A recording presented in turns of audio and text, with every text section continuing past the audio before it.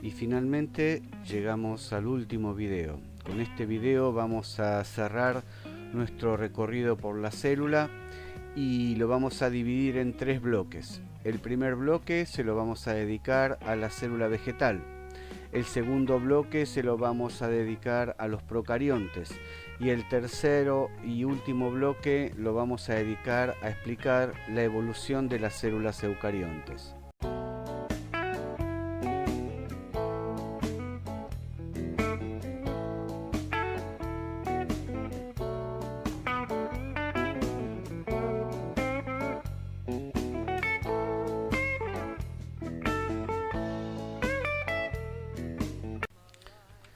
La célula vegetal.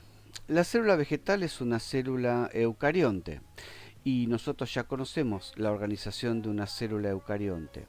Por lo tanto, en esta sección nos vamos a dedicar a enfatizar las diferencias entre la célula eucarionte vegetal y la célula eucarionte animal. Una de esas diferencias es la presencia de la vacuola central en la célula vegetal, una enorme vacuola que ocupa gran parte del citoplasma y que sirve para almacenar sales y agua. Cuando está repleta de agua, contribuye a la turgencia de la célula. Otra diferencia significativa es la presencia de la pared celular, una estructura rígida de celulosa y otros polisacáridos, de heteropolisacáridos como hemicelulosa o pectina, que le dan protección a la célula vegetal, le sirven para darle contención y al mismo tiempo va a permitir esta pared celular que cada célula vegetal se pueda conectar con sus células vecinas. Esta pared celular se va formando apenas surge una nueva célula vegetal por división celular, con la acumulación de fibras de celulosa y otros polisacáridos de una manera laxa, de modo que esta pared celular, llamada pared primaria, le permite a la célula continuar con su crecimiento. Cuando la célula vegetal ha completado su crecimiento, secreta una pared celular secundaria mucho más rígida que va a permanecer incluso después de la muerte de la célula. La pared celular presenta unos orificios por donde van a transitar unos puentes citoplasmáticos que van a conectar a una célula vegetal con sus células vecinas, que reciben el nombre de plasmodesmos. Otra diferencia fundamental entre las células vegetales y la célula eucarionte animal es que las células vegetales tienen cloroplastos. Ya hemos hablado de los cloroplastos, de su estructura y de su función relacionada con la fotosíntesis. Las células vegetales también pueden presentar otros plástidos, además de los cloroplastos, como por ejemplo los leucoplastos, que son como vacuolas incoloras cuya función es el almacenamiento de sustancias. Pueden almacenar almidón, pueden almacenar aceites, ¿sí? O pueden almacenar incluso proteínas. También pueden presentar cromoplastos, que son un tipo de plastos que almacenan pigmentos para darle color, por ejemplo, a las flores y a los frutos. Otra distinción, más que diferenciación, que hacemos entre las células vegetales y las animales es que con respecto al aparato de Golgi, las células vegetales suelen tener estructuras, un aparato de Golgi, digamos, menos desarrollado y más numeroso. Y a estas estructuras se las llama dictiosomas.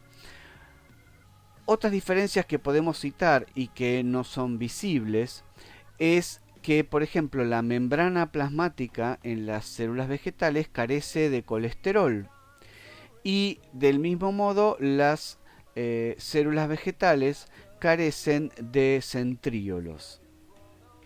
Entonces, en cuanto a la estructura, podemos diferenciar una célula vegetal de una célula animal por la presencia de la gran vacuola central, la presencia de cloroplastos, la presencia de la pared celular y la distinción con respecto al aparato de Golgi, que es más numeroso y menos desarrollado. Recordemos que, aunque no lo veamos, sabemos que la membrana plasmática de las células vegetales carece de colesterol y en las células vegetales no vamos a encontrar centríolos.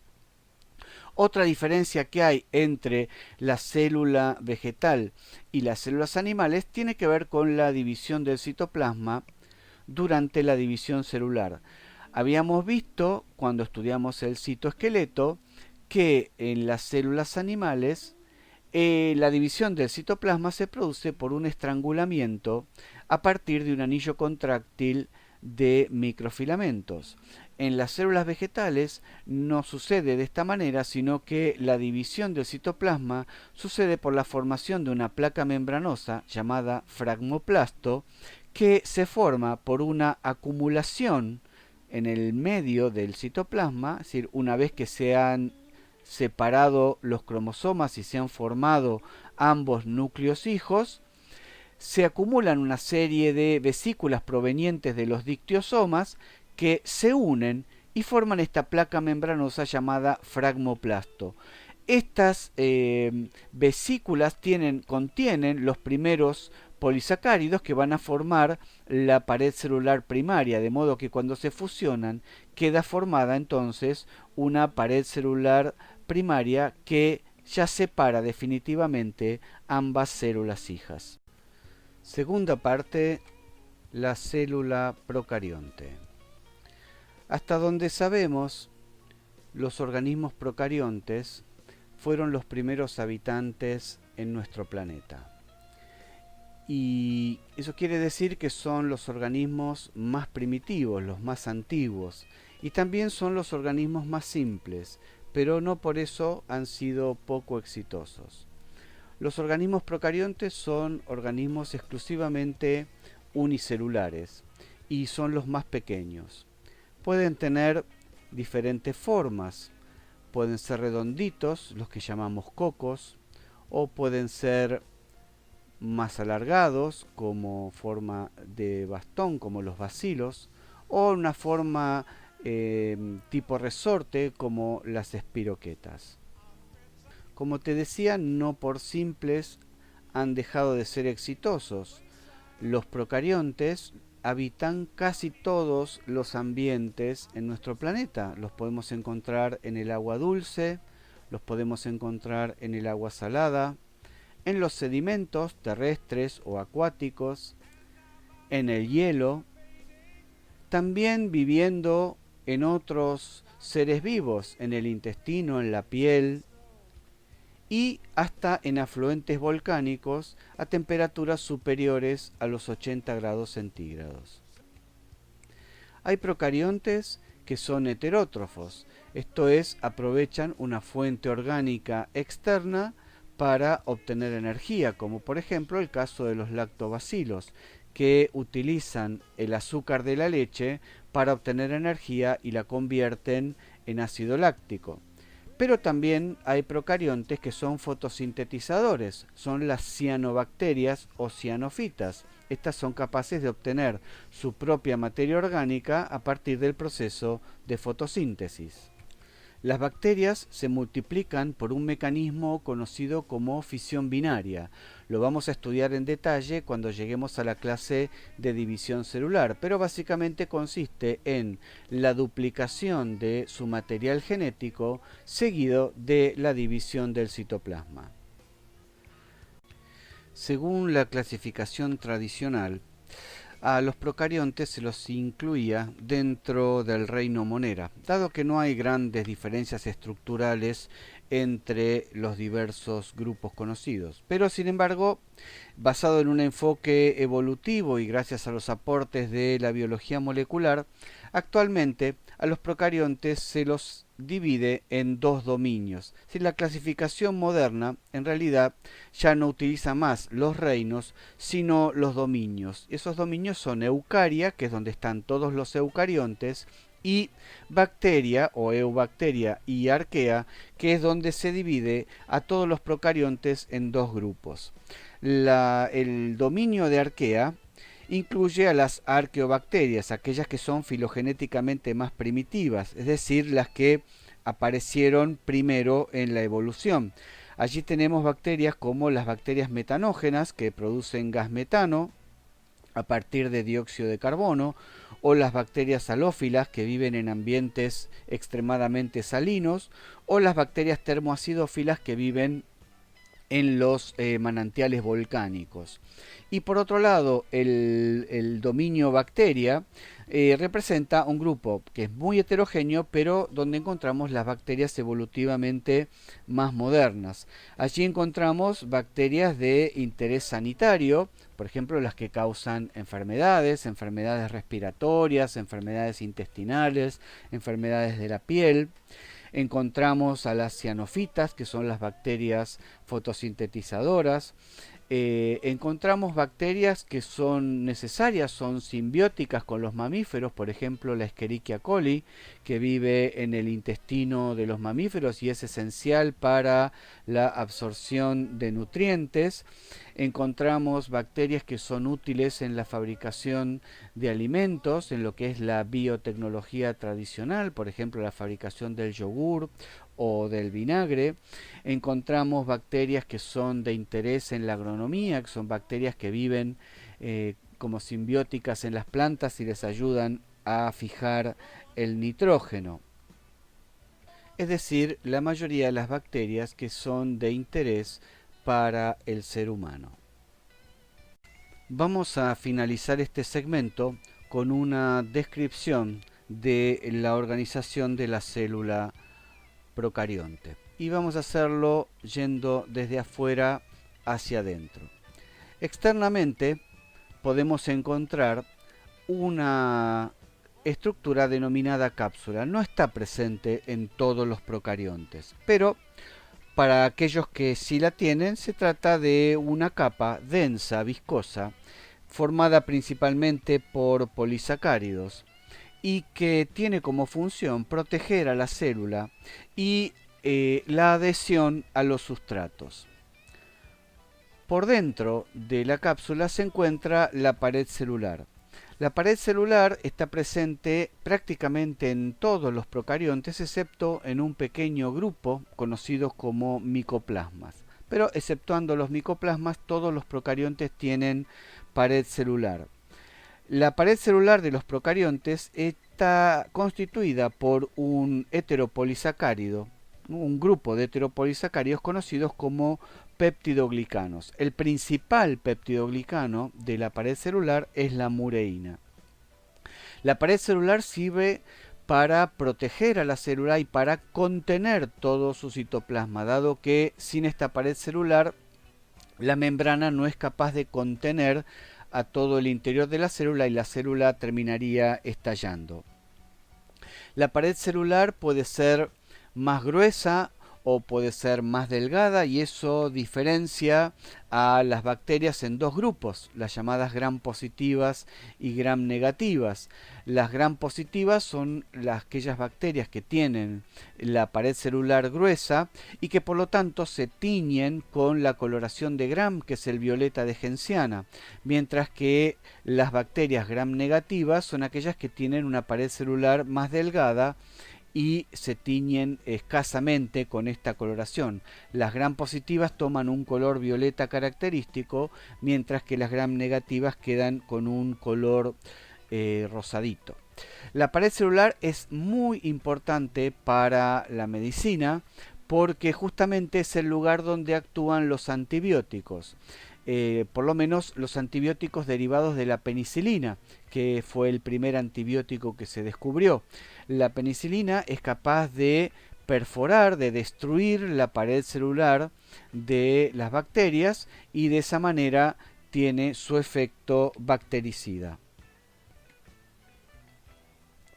La membrana plasmática responde al modelo del mosaico fluido, aunque claramente hay diferencias con la membrana eucarionte debido a por ejemplo, al tipo de proteínas. Hay un predominio, obviamente, de las proteínas exclusivas de los procariontes y además otra característica, otra distinción de la membrana plasmática es que carece de colesterol. Por dentro de la membrana plasmática tenemos el único compartimiento que tiene la célula procarionte, que es su citoplasma. Su citoplasma va a estar constituido por un citosol, que es una matriz fluida igual a la del citosol de los eucariontes, más una serie de estructuras celulares, pero ninguna membranosa. Una de las tal vez más interesantes estructuras que encontramos en el citoplasma de una célula procarionte es su ADN. Las células procariontes tienen una única molécula de ADN circular y desnudo. Circular es una clara diferencia con el ADN de los eucariontes, que se está compuesto por moléculas lineales y además son muchas. En el caso de las células procariontes, el ADN es único, es una molécula circular y además desnudo significa que no está asociado a proteínas, no tiene las histonas como el caso del ADN eucarionte.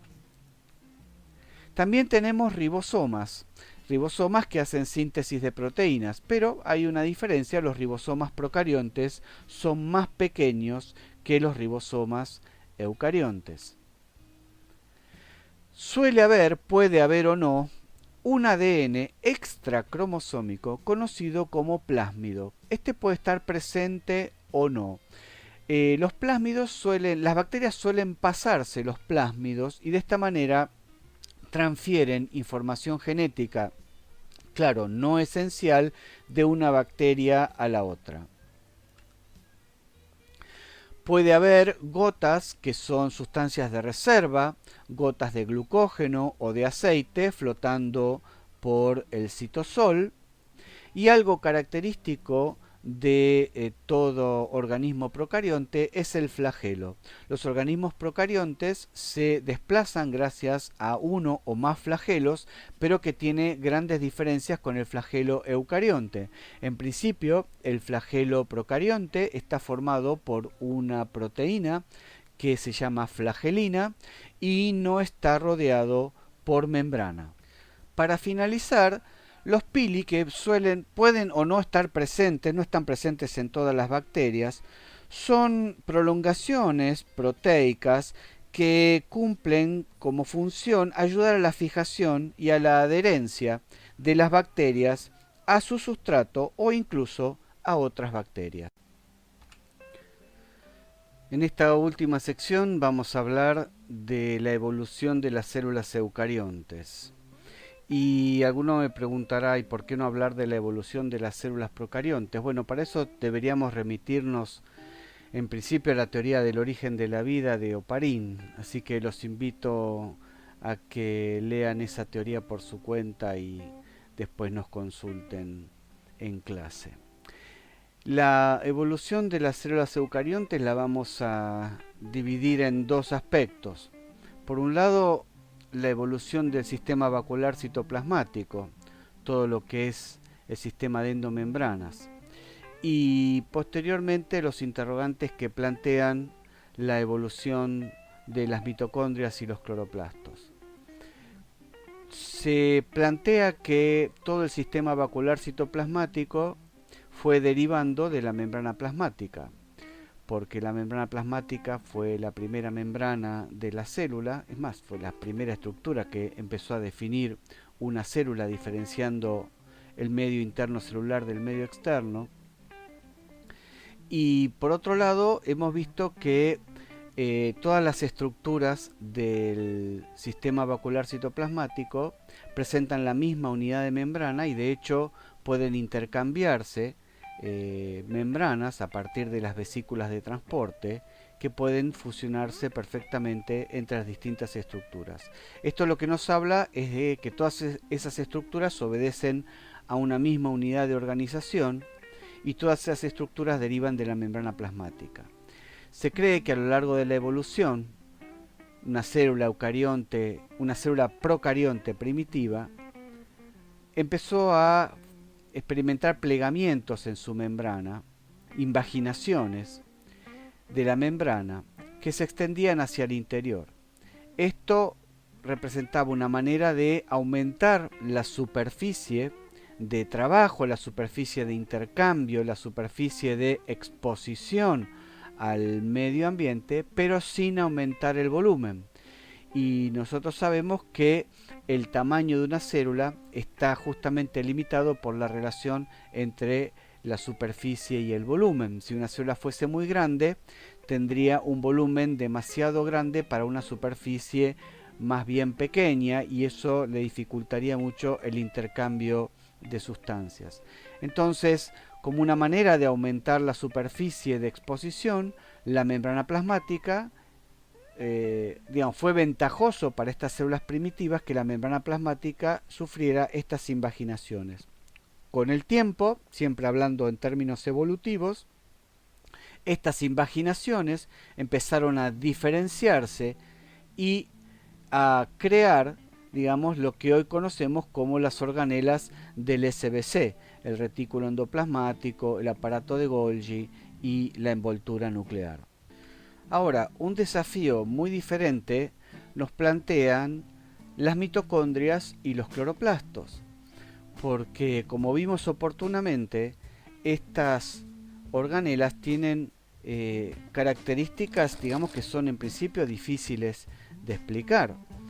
Tienen doble membrana, tienen ADN bacteriano, ribosomas bacterianos y un cierto grado de autonomía. Pues bien, lo que se plantea para el origen de las mitocondrias y los cloroplastos es que originalmente las mitocondrias y los cloroplastos eran bacterias de vida libre. Las mitocondrias eran bacterias o procariontes que podían hacer respiración aeróbica y por lo tanto producir una gran cantidad de energía a partir de la oxidación de la glucosa y de ácidos grasos. Mientras que los cloroplastos habrían sido bacterias de vida libre con capacidad de hacer fotosíntesis. Pues bien, en algún momento de la evolución, plantea esta teoría conocida como teoría de la endosimbiosis, que una célula eucarionte primitiva, con ya algo de SBC desarrollado, habría incorporado por endocitosis a estas bacterias de respiración aeróbica y heterótrofas en un caso, y en el otro caso a estas bacterias fotosintetizadoras autótrofas. Ahora, de esta asociación surgió un mutuo beneficio, porque la célula más grande le ofrecía a la célula más pequeña material orgánico para oxidar, y a cambio esta bacteria más pequeña entregaba energía en forma de ATP. Y para el caso de la bacteria fotosintetizadora, esta recibía protección, dióxido de carbono y agua, y a cambio aportaba glucosa como resultado de la fotosíntesis. Por lo tanto, al surgir una relación de mutuo beneficio, en lugar de producirse una fagocitosis que hubiera destruido a estas mitocondrias o cloroplastos primitivos, estas dos células se asociaron. Como las mitocondrias y los cloroplastos pueden duplicarse de manera autónoma, su número fue creciendo y con ello la ventaja para ambas células. Por eso se habla de una endosimbiosis. La simbiosis es una relación entre dos especies diferentes en la cual hay un beneficio mutuo y en la cual estas especies no se pueden separar. Así que a lo largo de la evolución, lo que originalmente eran bacterias fotosintetizadoras, en el caso de los cloroplastos, o de respiración aeróbica, en el caso de las mitocondrias, se transformaron finalmente en lo que hoy conocemos como mitocondrias y como cloroplastos.